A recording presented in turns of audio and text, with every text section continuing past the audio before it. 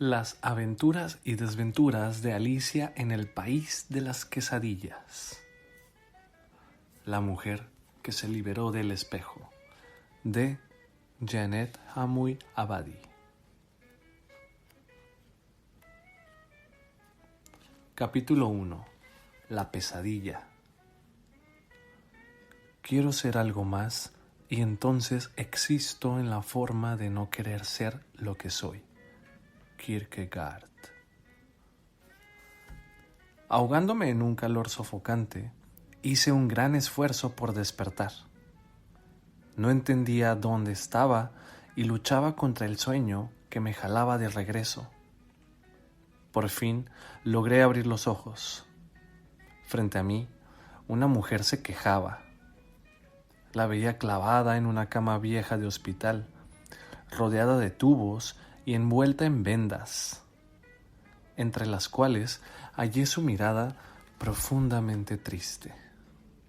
Una expresión terrible de súplica que me causó escalofríos. Intenté esquivarla, pero era imposible. Me atormentaba con una angustia en la que, de alguna manera, me vi reflejada. Cerré los ojos. Seguramente estaba teniendo una pesadilla. Esa debía ser la razón por la que no lograba despertar. Sí, por supuesto, se trataba de un mal sueño. Pero, ¿y ese intenso dolor de cabeza? Me dolía, me ardía. Comencé a sospechar que estaba despierta, no soñando, que me encontraba ante la sofocante realidad de algo que en verdad sucedía. Una fuerte punzada en el antebrazo me hizo reaccionar y traté de localizar el sitio. Mis dedos toparon con un parche, una aguja y un tubo. Me llevé con suavidad una mano a la cabeza y descubrí que la tenía vendada.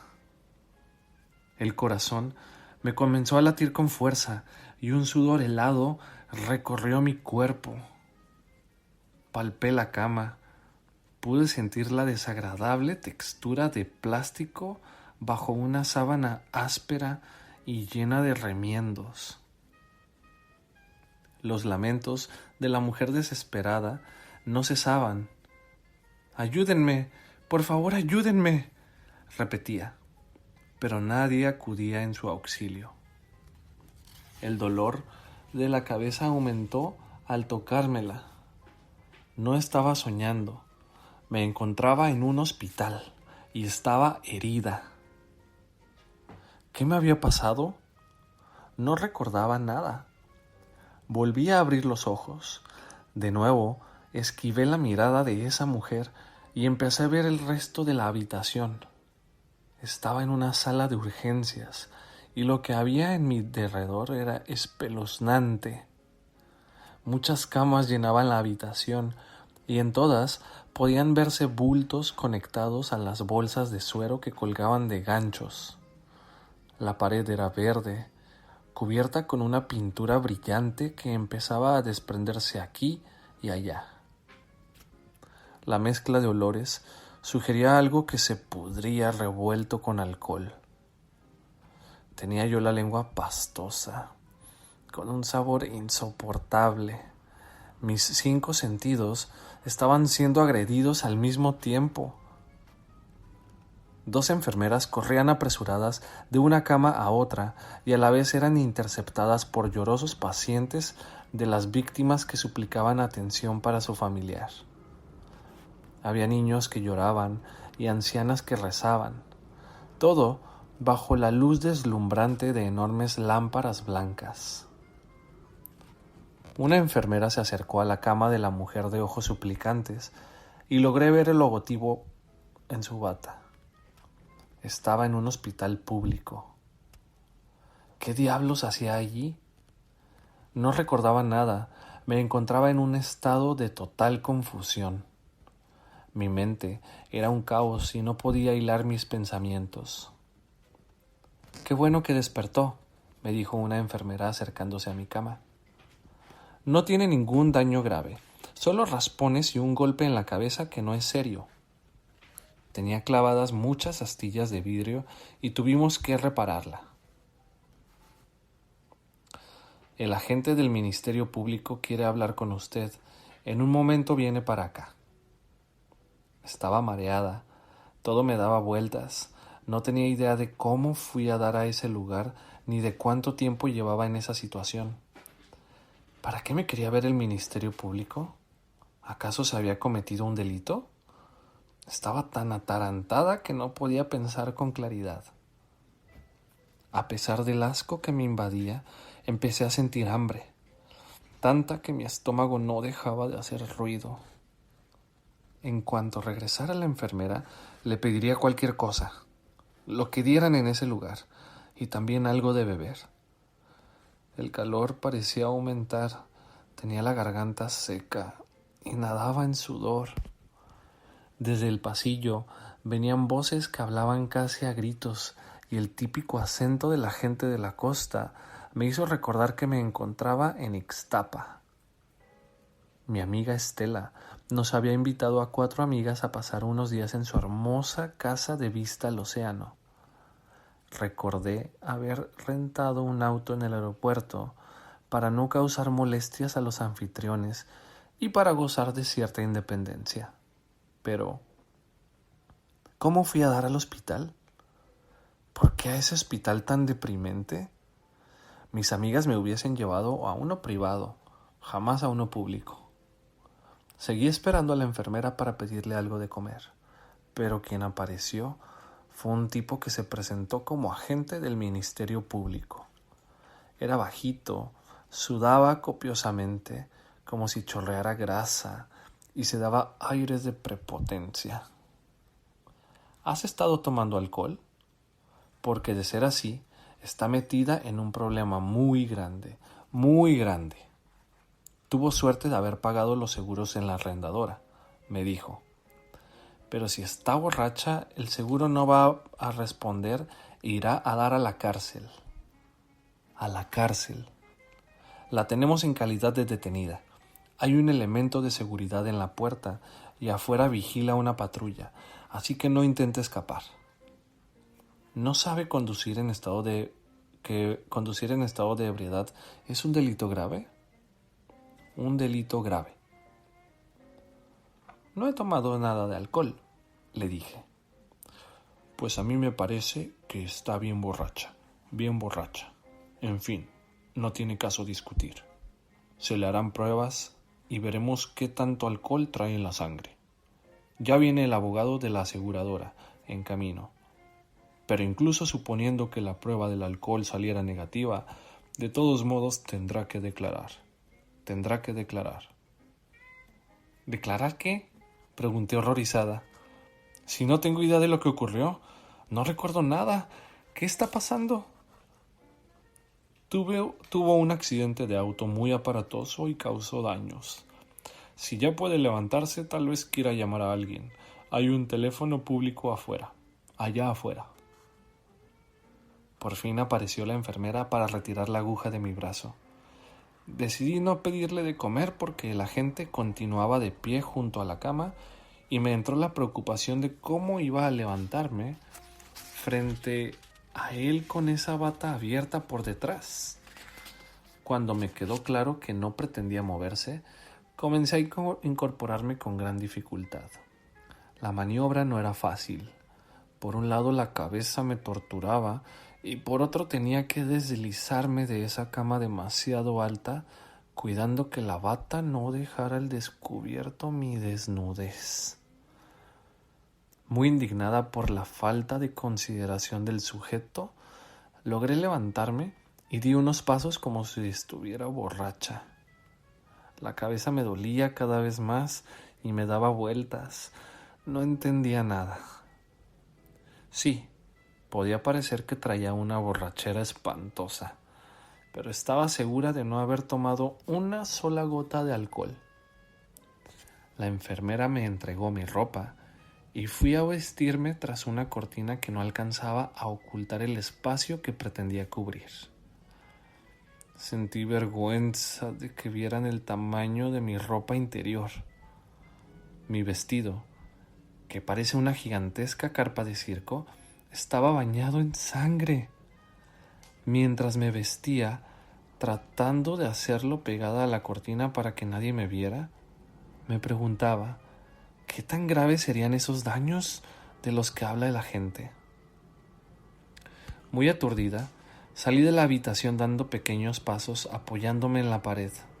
Junto a la entrada, vi a un policía con la mano colocada sobre el arma, me observaba. Vi el teléfono a unos 2 metros y me dirigí hacia él, pero no sola. El guardia caminaba a mi lado en situación de alerta, como si en cualquier momento fuera a tener que correr tras de mí. Marqué el número de la casa de Estela y nadie contestó. Recordé entonces que ella iba a salir a una reunión con su marido, en tanto que las otras amigas irían a la playa a contemplar la puesta del sol, y seguramente después habrían decidido ir a bailar. Al colgar el aparato, me di cuenta de que el tipo del Ministerio Público estaba a mi lado con un señor un poco mejor vestido. Era el abogado de la arrendadora, quien me informó que, estando yo fuera de peligro, podíamos dirigirnos a la salida del hospital para acudir a la oficina del Ministerio Público. El policía, sin decir nada, me esposó, mientras el licenciado me recomendó que no opusiera resistencia. Pocas veces me he sentido tan humillada. Mi captor, el agente, el licenciado y yo caminamos hasta llegar a un corredor atestado de personas. Todos bajaban la voz en cuanto nos veían y escuché el murmullo de sus voces, apenas perceptibles. De pronto, varias personas se interpusieron en nuestro camino, gritando: ¡Asesina! ¡Vieja gorda maldita! ¡Pagarás por lo que hiciste! ¡Justicia! ¡Justicia! ¡Queremos justicia! Un terror asfixiante me invadió y me paralizó por completo. Me vi a punto de ser linchada y sin posibilidad de defenderme. No supe de dónde salieron otros 2 policías que, forcejeando, lograron apartar a esa gente. Todavía horrorizada, apresuré el paso hacia la salida. Subí a la patrulla con mi defensor y el fulano del Ministerio Público que parecía disfrutar la escena. Antes de partir, la enfermera me entregó una enorme bolsa negra de las que usan para la basura, diciendo: «Señora, sus cosas». Con la sirena a un volumen enloquecedor nos dirigimos a la delegación. El tipo del Ministerio Público insistía en que estaba borracha y me preguntó cuántos accidentes había sufrido hallándome alegre. Opté por callar ante su insinuación. El ruido de la patrulla y las luces hicieron que las punzadas en mi cabeza se intensificaran. Llegamos a la delegación y, sorpresa, 2 periodistas me recibieron disparando contra mi rostro el flash de sus cámaras.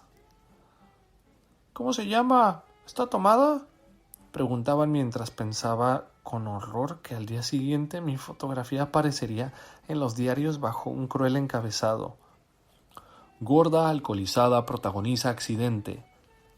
La policía la detiene por causar graves daños». Una vez dentro, me quitaron las esposas y el agente se dispuso a levantar el acta, para lo cual retiró una cubierta de plástico amarillento y roto que pretendía proteger una vieja máquina de escribir. Al fin, me fui enterando de los serios perjuicios que causé, gracias al abogado, que me comunicó el informe que le habían dado. Me llevé de corbata la barda de un corral humilde.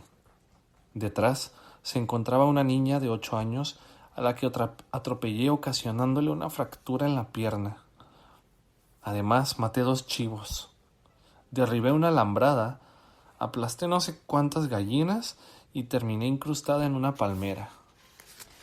La niña se encontraba todavía en el quirófano del hospital en el que estuve y la familia demandaba el pago de todos los daños. Comprendí entonces quiénes eran las personas iracundas que pretendían lincharme en el hospital. Sin duda, se trataba de los padres de la pequeña. Antes de proceder a levantar el acta, me hicieron una prueba para comprobar si me hallaba en estado de ebriedad. Resultó negativa, para decepción de la gente, mientras el abogado discutía usando términos legales. Iban retornando con lentitud a mi memoria los acontecimientos del día.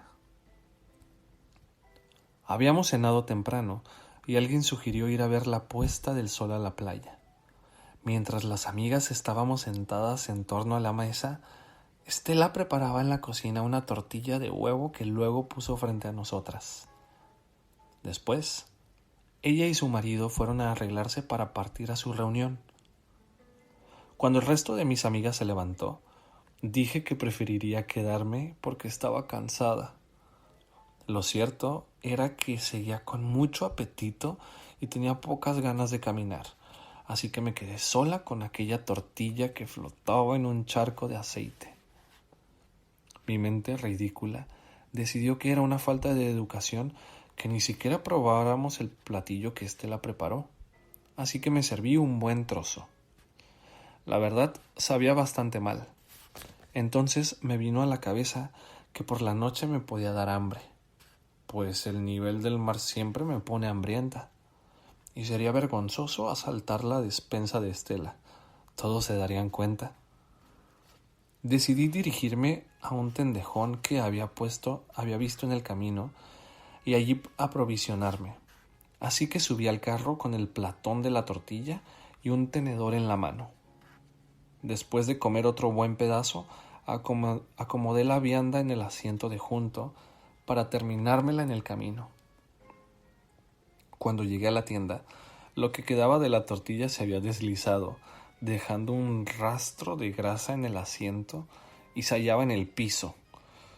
En el platón brillaba el charco de aceite. Me pareció una lástima que se hubiera caído, porque quedaba casi la mitad. Sin duda, estaría muy sucia y no me la podría comer. Me estacioné lo más lejos que pude de la entrada de la tienda y devolví los desperdigados trozos de huevón al plato. Después, como si hubiera olvidado su accidentado viaje al piso, continué comiendo hasta que no quedó nada.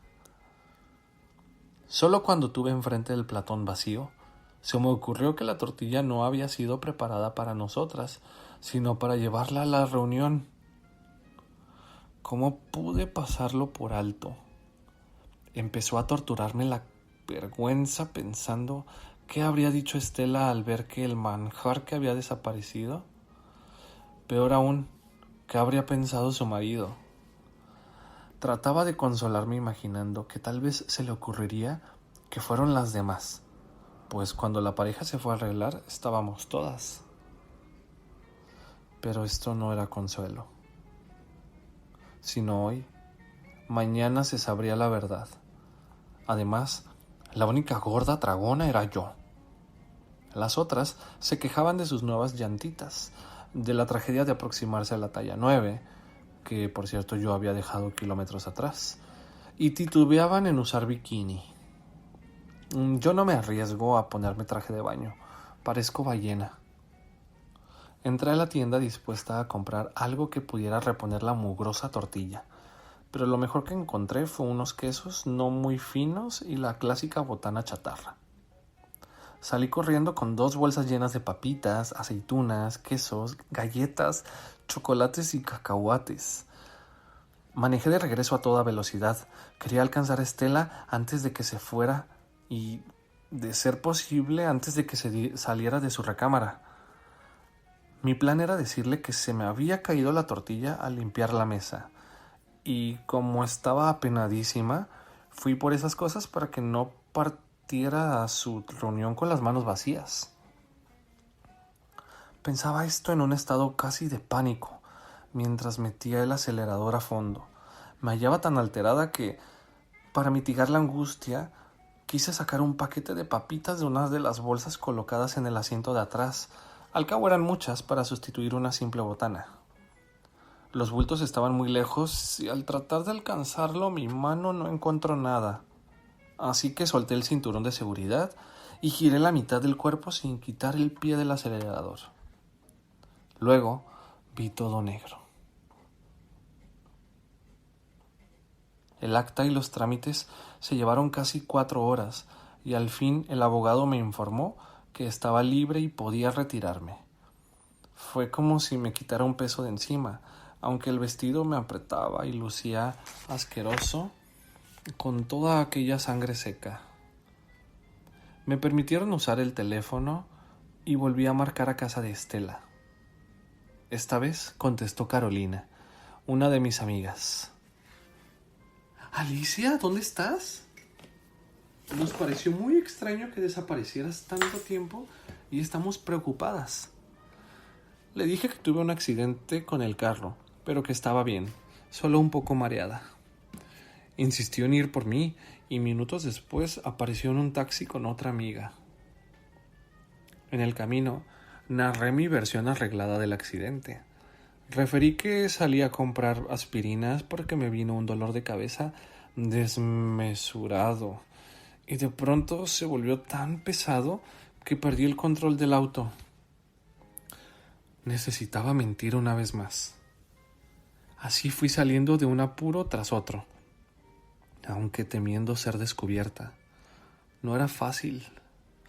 Para sostener una mentira, a veces tenía que inventar otra, o muchas más, hasta que resultaba complicado mantener la congruencia de mis versiones.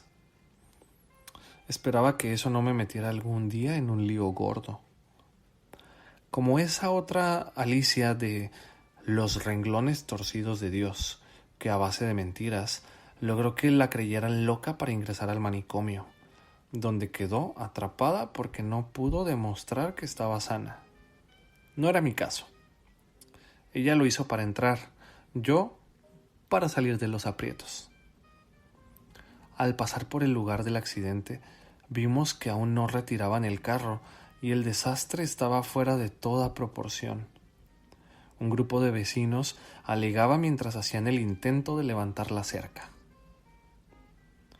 ¡De milagro estás viva!, exclamó una de mis amigas al ver lo que quedó del auto, que parecía abrazarse a una palmera doblada. Hágase una limpia, yo sé lo que le digo, comentó el taxista.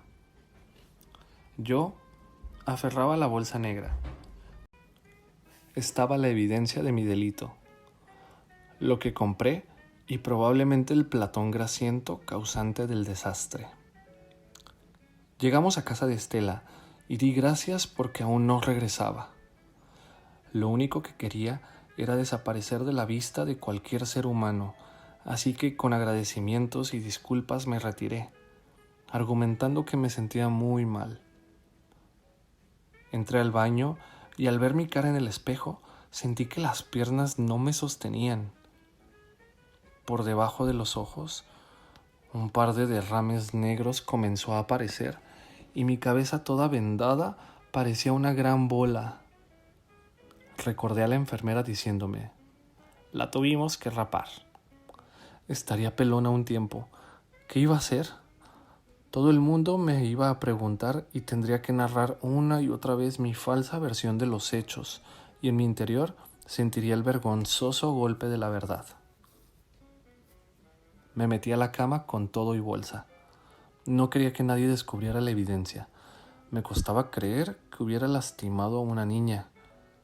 Algo me carcomía en mi interior, como una medusa que se alimentase de mí. Un monstruo al que tenía que dar sustento y me provocaba un hambre pavorosa. El abogado había llamado al hospital y le informaron que la niña quedaría bien, pero tendría que usar muletas durante unos meses. Menos mal, pero seguía horrorizada pensando que pude haberla matado.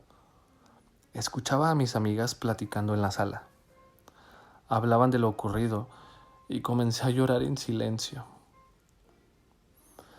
Entre suspiro y suspiro, para mitigar el dolor, me metí a la boca un cacahuate o una papita que iba pescando a oscuras en la bolsa.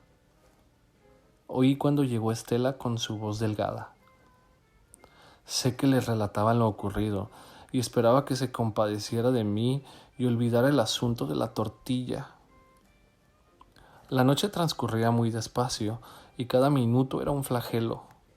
No lograba dormir, Sofocada por la culpa y la vergüenza, me pregunté por qué me pasaba eso a mí, como si no fuera suficiente castigo ser una gordinflona y vivir siempre con hambre. Sentí una gran pena de mí misma. ¿Por qué soy así?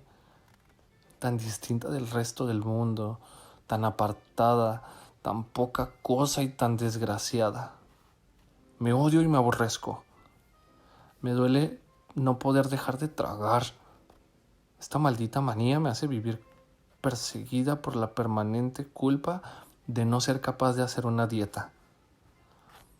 El terrible mal es superior a mí. Me tiene aquí, atormentada por los remordimientos al haber hecho daño a una pobre niña inocente. Me torturé pensando que esa criatura no iba a poder jugar ni asistir a la escuela. ¿Cómo debía estar sufriendo los dolores de la operación? Seguramente mucho peores que los míos. Llegó la madrugada. El desasosiego no me dejó dormir. Las imágenes de la niña y la grasosa tortilla danzaron en mi mente toda la noche. No estaba más tranquila. Tenía un vacío enorme en el estómago y otro en el corazón. Dejé la cama y me encerré en el baño con mi bolsa negra. La escudriñé y descubrí que solo quedaban empaques vacíos, migajas y un pedazo de platón embarrado de chocolate derretido. Comí lo poco que restaba mientras seguía preguntándome ¿por qué? No había ya nada comestible, pero seguía con hambre, como si no hubiera manera de satisfacer a la medusa.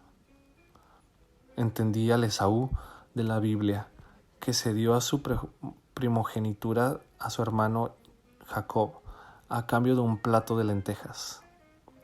Yo hubiera hecho exactamente lo mismo. Volteé y me vi en el espejo. Mi cara estaba tan inflada como un globo. Los derrames habían seguido creciendo y eran más negros. Contemplé con tristeza ese rostro monstruoso bajo la venda y de pronto reconocí la mirada suplicante que había visto al abrir los ojos en el hospital. ¿Esa era yo? ¿Esa cosa deforme que me miraba desde el otro lado del espejo? Sentí lástima por esa cara, por esa otra que me miraba con desesperación desde el fondo oscuro de su cárcel. Hice un esfuerzo por sostener la mirada de esa mujer y escuché una voz firme que salía de lo más profundo de mí. Alicia, ¿dónde estás? Tienes que salir de ahí.